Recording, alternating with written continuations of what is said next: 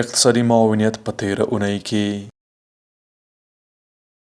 د ریاست الوزرا اقتصادي مرستیال محترم ملا عبدالغني برادر اخوند د روان 1403 لمریز کال د عقرب میاشتې په 5مه نیټه د کابل جلال آباد لویې لارې د دوهم لاین سړک د جوړولو چارو پرانیسته وکړه. د ریاست الوزرا اقتصادي مرستیال په همدې مناسبت جوړو شوو مراسمو ته وویل د کابل جلال آباد د لویې لارې دوهم لاین سړک د هیواد د داخلي اتصال او ځمکني ترانسپورت په برخه کې هغه مهمه پروژه ده چې دوه ستر تجارتي او ستراتیژیک ولایتونه کابل او ننګرهار په کمه فاصله له یو بل سره نښلوي.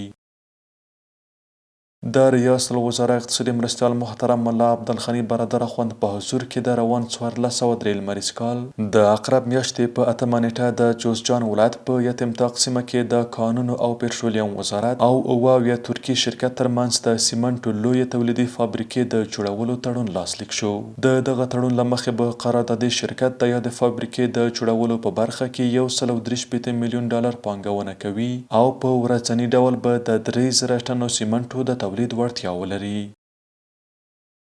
د اقتصادي کمیسیون د تخنیکي کمیټې نوبتي غونډه په مرمرینه ماڼۍ کې ترسره او له اجنډا سره سم د لبنیاتو سکتور د ځان بسیاینې پر پالیسۍ، د منرالونو د ملي پالیسۍ پر مسودې او په نباتي غوړیو کې د ځان بسیاینې پر طرحې او همداراز یو شمېر نورو موضوعاتو بحث وشو. په غونډه کې تر مفصل بحث وروسته یادو موضوعاتو ته د تایید نظر ورکړل شو او د منظورۍ په موخه اقتصادي کمیسیون ته راجع شول. جوړې بدې شاړې کړم ښایسته به دې څو چند